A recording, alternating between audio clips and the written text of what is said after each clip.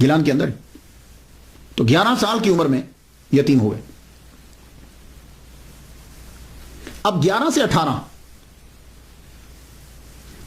سال تک عبد القادر گیلانی رحمۃ اللہ علیہ گیلان کے اندر ہی رہے. کیوں؟ والدہ بوڑھی ہے, پڑھنے کے لیے جاتے ہیں, حفظ تو والدہ محترمہ نے کروا دیا, نانا سے بھی ملاقات ہوتی ہے, باپ نے بھی پرورش کی. 11 سال تک تو تینوں کر رہے, 11 کے بعد ایک کم ہو گیا. آپ مکتب میں بھی پڑھنے کے لیے جاتے ہیں, اور فارسی زبان آپ کی مادری ہے, مکتب میں پڑھنے کے لیے جاتے ہیں. 18 سال آپ کی عمر ہوئی تو ایک دن والدہ ماجدہ سے آ کے کہتے ہیں, امی مجھے اجازت دے دو, میں بغداد جانا چاہتا ہوں. سوال یہاں یہ اٹھتا ہے کہ عبد القادر گیلانی رحمۃ اللہ علیہ 18 سال تک اپنی والدہ محترمہ کے پاس رہے. تو جانتے ہو کہ جب یہ 18 سال کے ہوئے تو والدہ محترمہ کی عمر کتنی ہوگی؟ 78 سال. تو آپ کی والدہ محترمہ 78 سال کی ہو گئی تو جا کر کہتے ہیں اماں مجھے اجازت دے دو کہ میں بغداد چلا جاؤں. یہ عمر تو تھی کہ عبد القادر گیلانی اپنی والدہ ماجدہ کے ساتھ رہتے. تو 78 سال کی عمر میں جب والدہ ہوئی, پہلے 18 سال تک گیلان سے نہیں نکلے. کیوں نہیں نکلے؟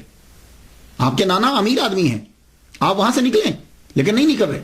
کیوں؟ اماں بوڑھی ہیں. تو پھر 18 سال میں جب 78 سال کی ہوگی تو اب کیوں نکلے؟ تو سن لیجئے, آپ ذی الحج کی 10 تاریخ آپ کے نانا کے کھیت ہیں, آپ گائے کو پکڑنے کے لیے دوڑے تاکہ میں کھیت میں جوتوں, کیونکہ آپ کام وہاں کرتے تھے, نانا کا ہاتھ بٹاتے تھے. تو میں کھیت جوتنے کے لیے جب گائے کے پیچھے بھاگے تو گائے نے مڑ کے پیچھے یہ کہا, عبد القادر تجھے اس لیے پیدا نہیں کیا, اللہ نے تجھے اس لیے پیدا نہیں کیا.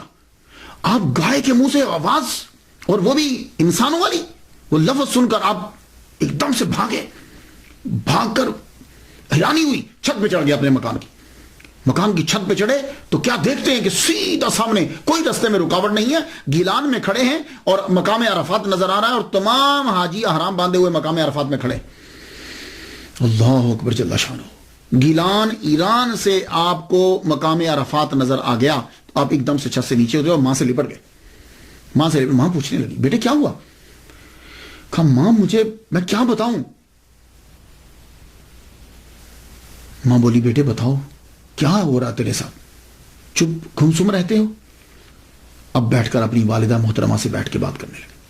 کہنے لگے ماں جب میں چلتا ہوں نا تو مجھے ایسے محسوس ہوتا ہے کہ میرے ارد گرد کوئی ہے, اور ماں جب میں پڑھنے کے لیے مدرسے جاتا ہوں نا تو آواز آتی ہے, ہٹو ہٹو ولی اللہ کو رستہ دو, اللہ کا ولی آ رہا ہے, ہٹو رستہ دو, جگہ دو.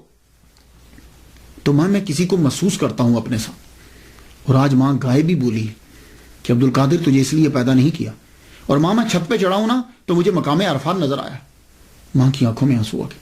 کہا تو بیٹے, کہا ماں عرض کرتا ہوں کہ مجھے بغداد جانے کی اجازت دے دو. ماں نے سینے سے لگایا اور ماں رو پڑی.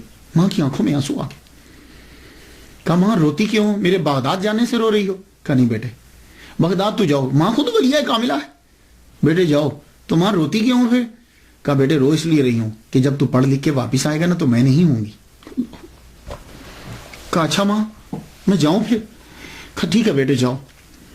ماں نے صدری لی اپنے بیٹے کی, وہ سلوکا جیسے سمجھتے ہیں سلوکا, وہ صدری لی.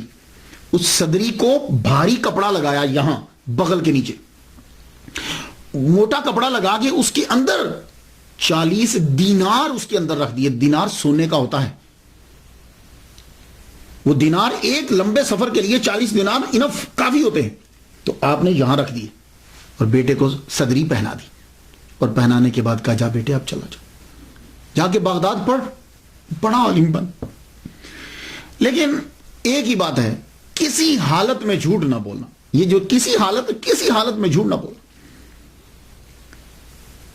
آپ وہاں سے چلے, اپنی ماں سے اجازت لی, اجازت لے کر وہ صدری پہنی.